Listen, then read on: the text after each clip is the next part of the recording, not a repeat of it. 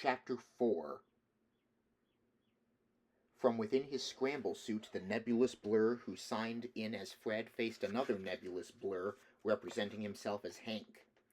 So much for Donna, for Charlie Freck, and let's see. Hank's metallic monotone clicked off for a second. All right, you've covered Jim Barris. Hank made an annotation on the pad before him. Doug Weeks, you think, is probably dead or out of this area. Or hiding and inactive, Fred said. Have you heard anyone mention this name, Earl or Art de Winter? No. How about a woman named Molly? Large woman? No. How about a pair of Spades, brothers about 20, named something like Hatfield? Possibly dealing in pound bags of heroin. Pounds? Pound bags of heroin? That's right. No, Fred said. I'd remember that. A Swedish person, tall, Swedish name, male, served time, wry sense of humor. Big man but thin, carrying a great deal of cash, probably from the split of a shipment earlier this month. I'll watch for him, Fred said. Pounds. He shook his head, or rather the nebulous blur wobbled. Hank sorted among his holographic notes. Well, this one is in jail. He held up a picture briefly, then read the reverse. No, this one's dead. They've got the body downstairs. He sorted on. Time passed. Do you think the Joy Girl is turning tricks? I doubt it. The Horror Girl is turning tricks? I doubt it. Horacahas was only 15.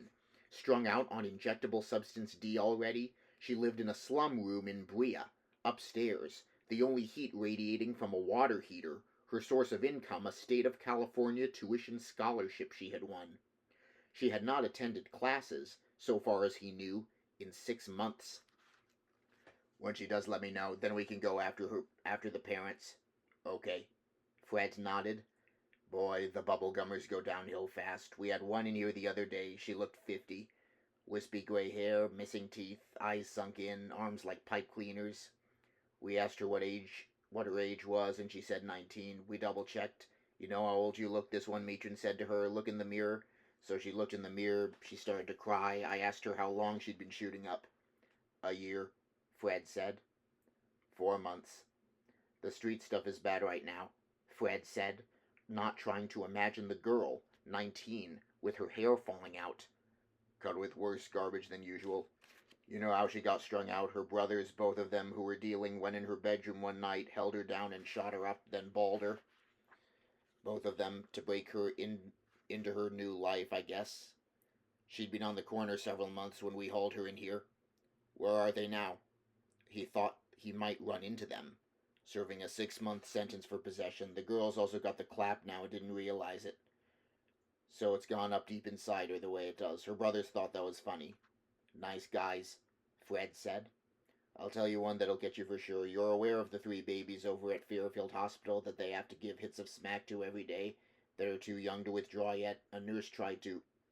It gets me, Fred said in his mechanical monotone. I heard enough, thanks. Hank continued. When you think of newborn babies being heroin addicts because... Thanks, the nebulous blur called Fred repeated. What do you figure the bust should be for a mother that gives a newborn baby a joy pop of heroin to pacify it, to keep it from crying? Overnight in the county farm? Something like that, Fred said tonelessly. Maybe a weekend like they do the drunks. Sometimes I wish I knew how to go crazy. I forget how. It's a lost art, Hank said. Maybe there's an instruction manual on it.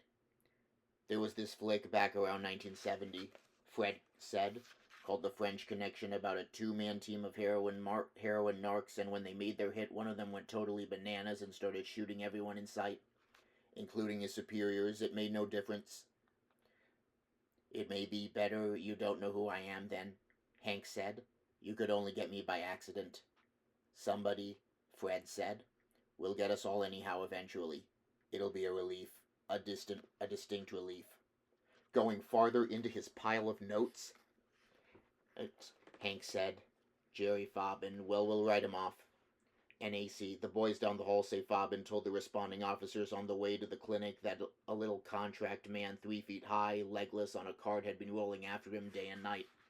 But he never told anybody because if he did, they'd freak and get the hell out, and then he'd have no friends, nobody to talk to. Yeah, Fred said stoically. Fabin has it. I read the EEG analysis from the clinic. We can forget about him. Whenever he sat facing Hank and did his reporting thing, he experienced a certain deep change in himself. Afterward was when he usually noticed it, although at the time he sensed that for a reason he assumed a measured and uninvolved attitude. Whatever came up and whoever it was about possessed no emotional significance to him during these sessions. At first he had believed it to be the scramble suits that both of them wore, that they could not physically sense each other.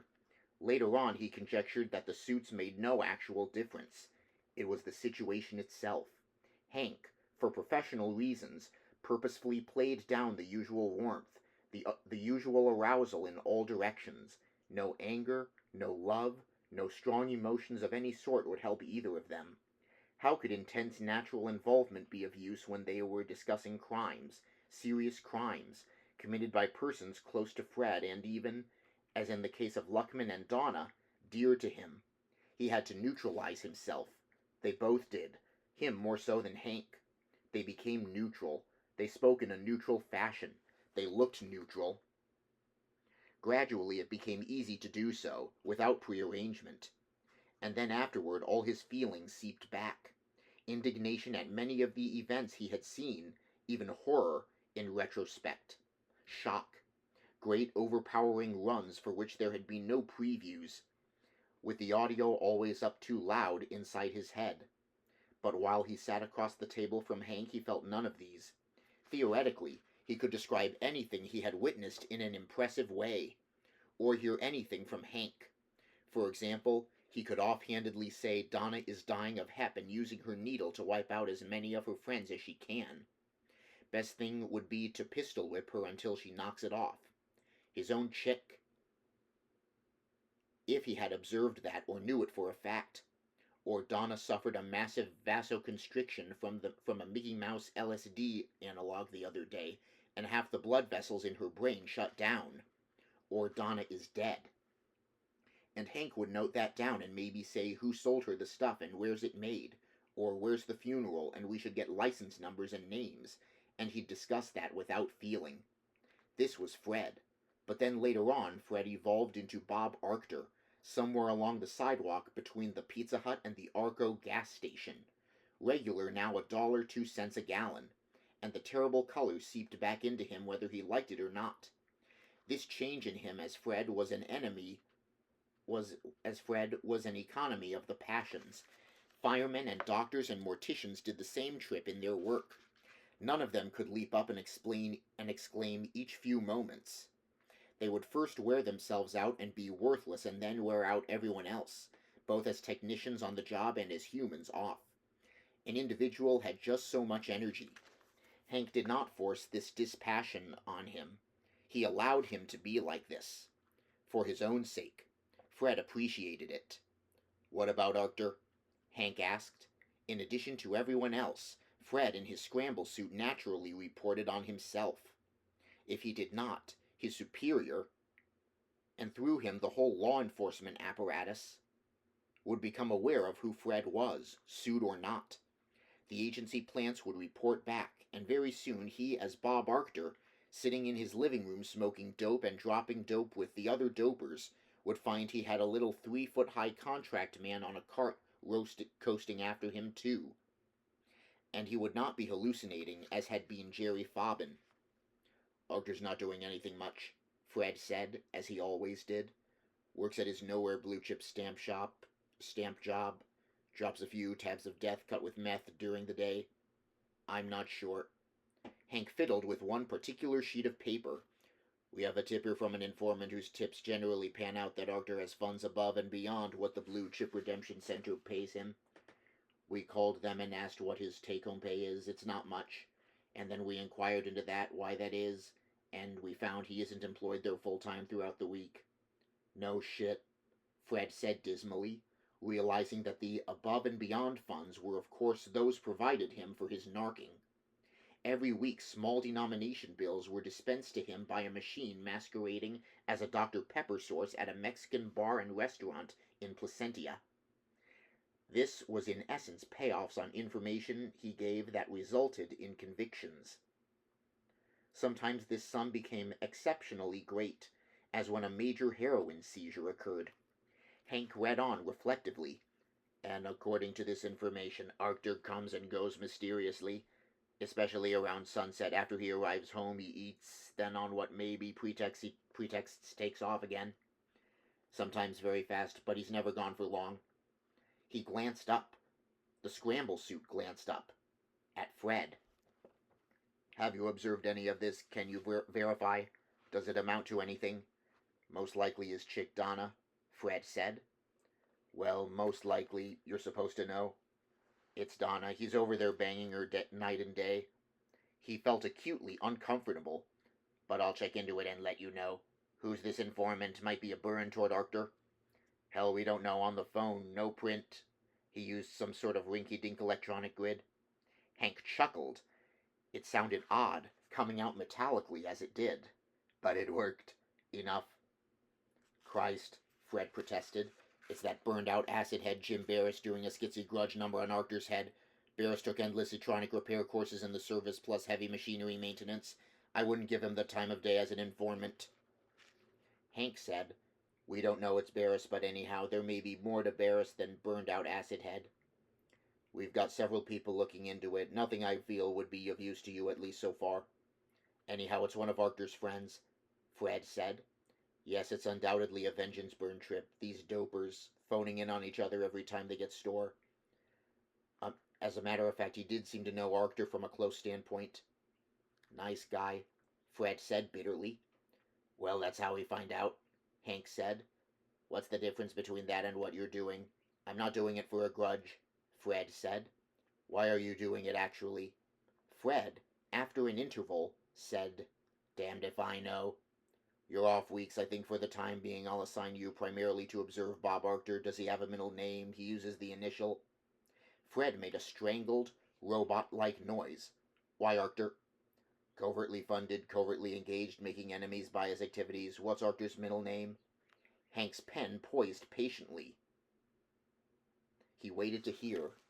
Postlethwaite. How do you spell that? I don't know. I don't fucking know, Fred said. Postlethwaite, Hank said, writing a few letters. What nationality is that? Welsh, Fred said curtly. He could barely hear. His ears had blurred out, and one by one his other senses as well. Are those the people who sing about the men of Harlech? What is Harlech? A town somewhere? Harlech is where the heroic defense against the Yorkists in 1468. Fred broke off. Shit, he thought. This is terrible. Wait, I want to get this down, Hank was saying, writing away with his pen. Fred said, Does this mean you'll be bugging Arctur's house and car? Yes, with the new holographic system it's better, and we currently have a number of them on requisitioned. You'll want storage and print out on everything, I would assume. Hank noted that, too. I'll take what I can get, Fred said. He felt totally spaced from all this. He wished the debriefing session would end, and he thought, if only I could drop a couple tabs.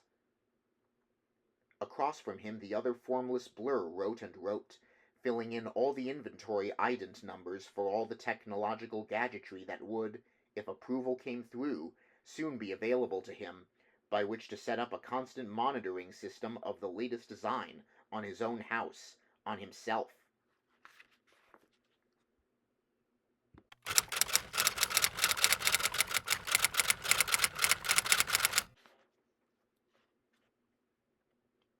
For over an hour, Barris had been attempting to perfect a silencer made from ordinary household materials costing no more than 11 cents. He had almost done so, with aluminum foil and a piece of foam rubber.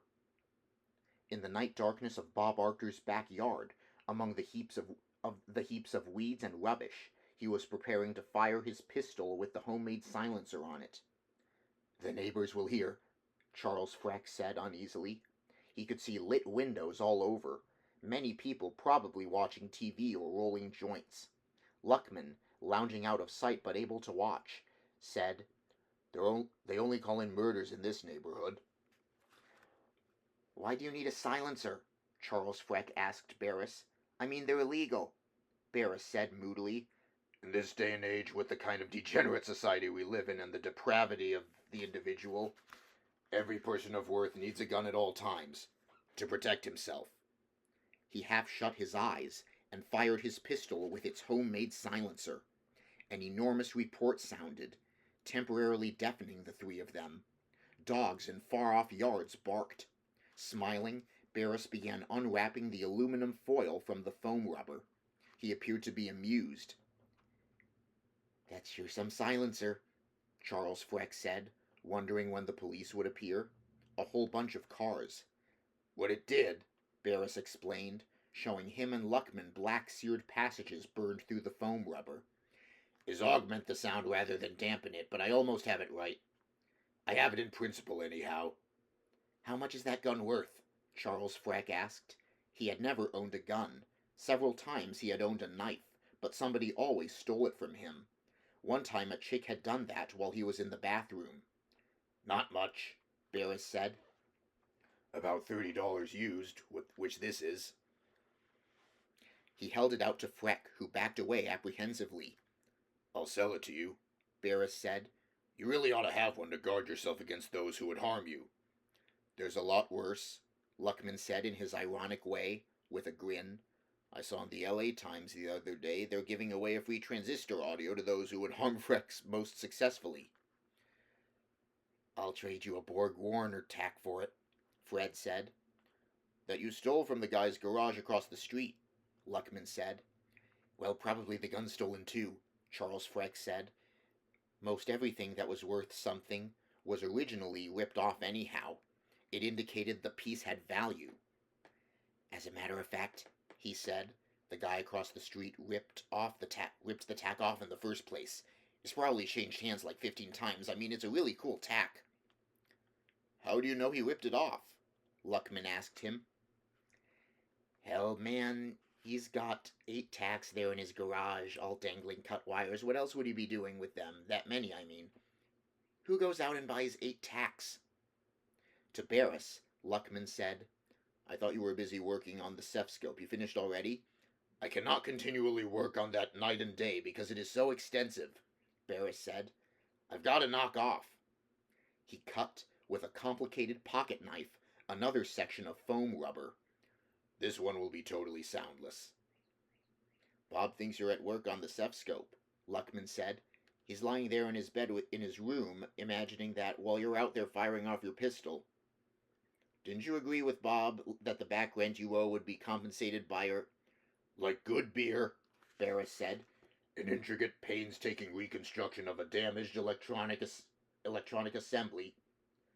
Just fire off the great 11-cent silencer of our times, Luckman said, and belched.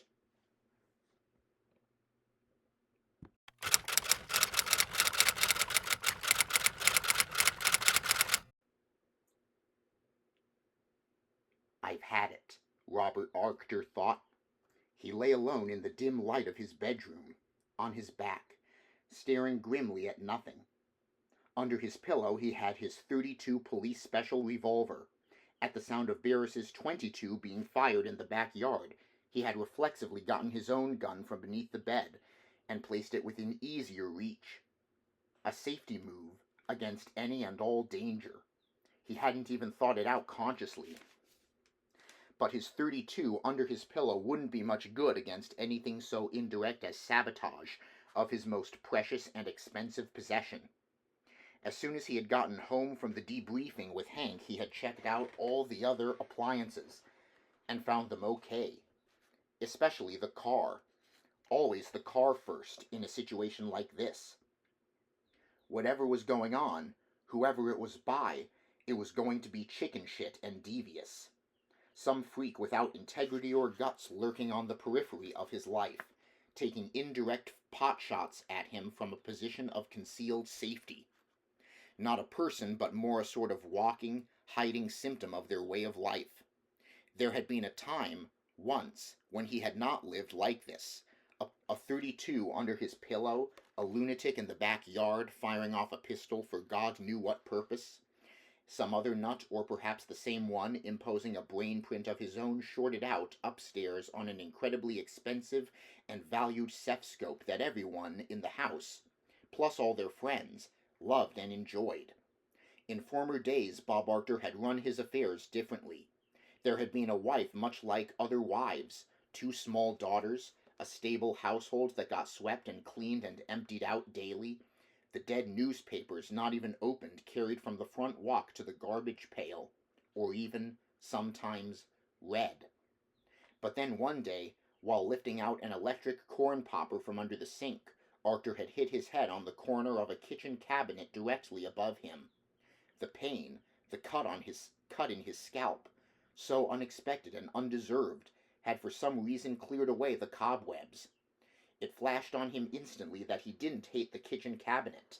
He hated his wife, his 2 daughters, his whole house, the backyard with its power mower, the garage, the radiant heating system, the front yard, the fence, the whole fucking place and everyone in it.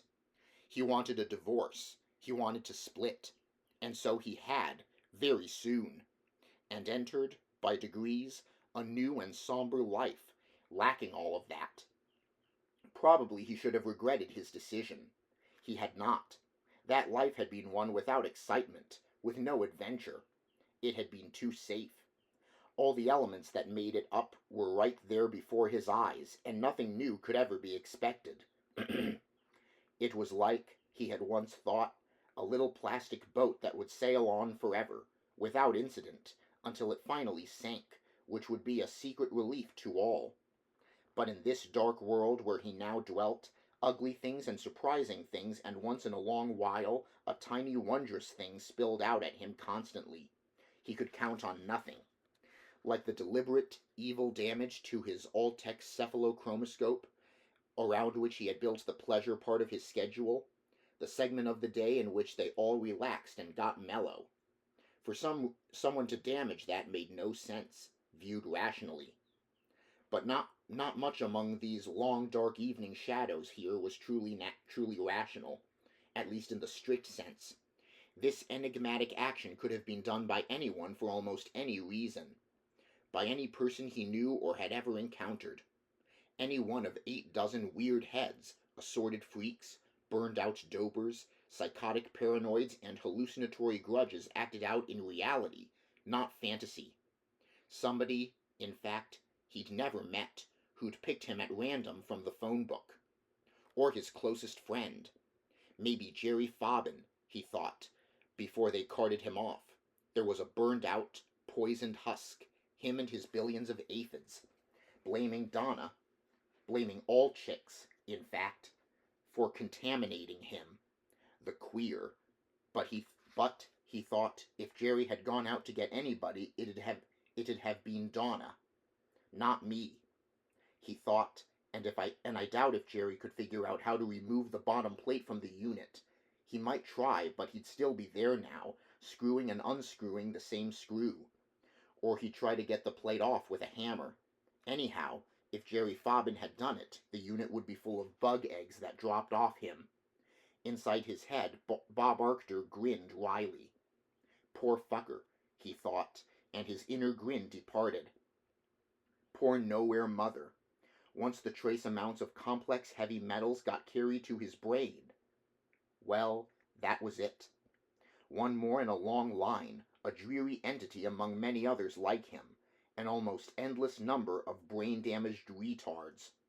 Biological life goes on, he thought, but the soul, the mind, everything else is dead, a reflex machine, like some insect, repeating doomed patterns, a single pattern over and over now, appropriate or not.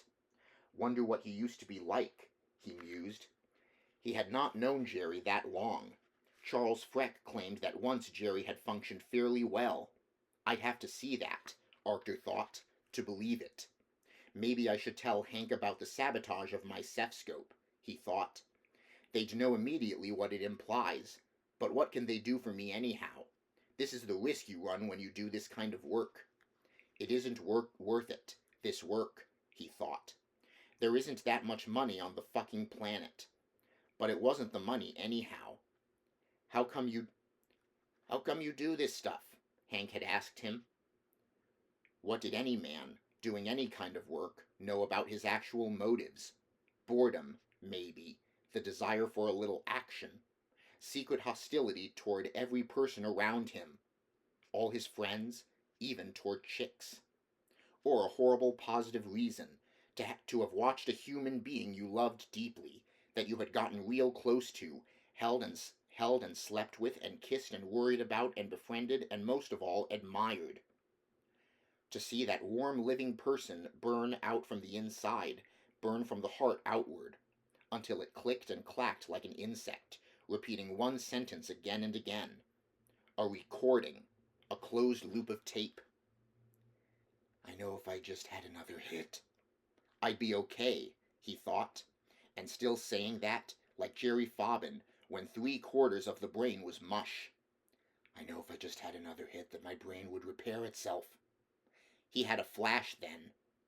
Jerry Fobbin's brain as the fucked over wiring of the cephalochromoscope. Wires cut, shorts, wires twisted, parts overloaded and no good, line surges, smoke, and a bad smell. And somebody sitting there with a voltmeter, tracing the circuit and muttering, my, a lot of resistors and condensers need to be replaced, and so forth. And then finally from Jerry Fobbin would come only a 60-cycle hum, and they'd give up. And in Bob Archer's living room, his $1,000 custom quality cepscope crafted by Alltech would, after supposedly being repaired, cast onto the wall in dull gray on one small spot. I know if I just had another hit. After that, they'd throw the cepscope, damaged beyond repair, and Jerry Fobbin, damaged beyond repair, into the same ash can. Oh well, he thought. Who needs Jerry Fobbin? Except maybe Jerry Fobbin, who had once envisioned designing and building a 9-foot-long quad and TV console system as a present for a friend, and when asked how he would get it from his garage to the friend's house, it being so huge when built and weighing so much, had replied, No problem, man. I'll just fold it up. I've got the hinges bought already. Fold it up, fold the whole thing up and put it in an envelope and mail it to him. Anyhow, Bob Archer thought, we won't have to keep sweeping aphids out of the house after Jerry's been by to visit. He felt like laughing, thinking about it. They had, once, invented a routine. Mostly Luckman had, because he was good at that, funny and clever, about a psychiatric explanation for Jerry's acid trip. It had to do, naturally, with Jerry Fobbin as a small child. Jerry Fobbin, see, comes home from first grade one day, with his little books under his arm, whistling merrily, and there, sitting in the dining room beside his mother, is this great aphid, about 4 feet high. His mother is gazing at it fondly. What's happening? Little Jerry Fobbin inquires. This here is your older brother, his mother says, who you've never met before. He's come to live with us. I like him better than you. He can do a lot of things you can't. And from then on, Jerry Fobbin's mother and father continually compare him unfavorably with his older brother, who is an aphid. As the two of them grow up, Jerry progressively gets more and more of an inferiority complex. Naturally. After high school, his brother receives a scholarship to college, while Jerry goes to work in a gas station. After that, this brother, the aphid, becomes a famous doctor or scientist. He wins the Nobel Prize. Jerry's still rotating tires at the gas station, earning $1.50 an hour. His mother and father never cease reminding him of this. They keep saying, if only you could have turned out like your brother. Finally, Jerry runs away from home, but he still subconsciously believes aphids to be superior to him. At first he imagines he is safe, but then he starts seeing aphids everywhere in his hair and around the house, because his inferiority complex has turned into some kind of sexual guilt, and the aphids are a punishment he inflicts on himself, etc. It did not seem funny now. now that Jerry had been lugged off in the middle of the night at the request of his own friends. They themselves, all of them present with Jerry that night, had decided to do it. It couldn't be either postponed or avoided. Jerry, that night, had piled every goddamn object in his house against the front door. Piled every goddamn object in his house against the front door. Like maybe 900 pounds of assorted crap, including couches and chairs and the refrigerator and TV set, and then told everybody that a giant super intelligent aphid from another planet was out there preparing to break in and get him. And more would be landing later on, even if he got this one. These extraterrestrial aphids were smarter by far than any humans, and would come directly through the walls if necessary, revealing their actual secret powers in such ways. To save himself as long as possible, he had to flood the house with cyanide gas, which he was prepared to do. How was he prepared to do this? He had already taped all the windows and doors airtight. He then proposed to turn on the water faucets in the kitchen and bathroom, flooding the house, saying that the hot water tank in the garage was filled with cyanide, not water. He had known this for a long time and was saving it for last, as a final defense. They would all die themselves, but at least it would keep the super-intelligent aphids out. His friends phoned the police, and the police broke down the front door and dragged Jerry off to the NA clinic. The last thing Jerry said to them all was, "Bring my things later on. Bring my new jacket with the beads on the back." He had just bought it. He liked it a lot. It was about all he liked anymore. He considered everything else he owned contaminated. No, Bob Arctor thought. It doesn't seem funny now, and he wondered why it ever had. Maybe it had stemmed from fear, the dreadful fear they had all felt during the last weeks being around Jerry. Sometimes in the night, Jerry had told them, he prowled his house with a shotgun, sensing the presence of an enemy, preparing to shoot first, before being shot. That is, both of them. And now, Bob Arctor thought, I've got an enemy. Or anyhow, I've come onto his trail, signs of him. Another slushed creep in his final stages, like Jerry. And when the final stages of that shit hits, he thought, it really does hit, better than any special Ford or GM ever sponsored on primetime TV. A knock at his bedroom door. Touching the gun beneath the pillow, he said, "Yeah?" Mubble, mubble. Barris's voice. "Come in," Arctor said. He reached to snap on a bedside lamp. Barris entered, eyes twinkling. "Still awake?" "A dream woke me," Arctor said. "A religious dream. In it there was this huge clap of thunder, and all of a sudden the heavens rolled aside and God appeared, and his voice rumbled at me. What the hell did he say? Oh yeah, 'I am vexed with you, my son,' he said. He was scowling. I was shaking in the dream and looking up, and I said, 'What did I do now, Lord?' And he said, 'You left the cap off the toothpaste tube again,' and then I realized it was my ex-wife." Seating himself, Barris placed a hand on each of his leather-covered knees, smoothed himself, shook his head, and confronted Arctor. He seemed in an extremely good mood. "Well," he said briskly, "I've got an initial theoretical view as to who might have systematically damaged with malice your cepscope and may do it again. If you're going to say it was Luckman, listen," Barris said, rocking back and forth in agitation. What if I told you I've anticipated for weeks a serious malfunction in one of the household appliances, especially an expensive one difficult to repair? My theory called for this to happen. This is a confirmation of my overall theory." Arctor eyed him. Slowly sinking back down, Barris resumed his calm and bright smiling. "You," he said, pointing.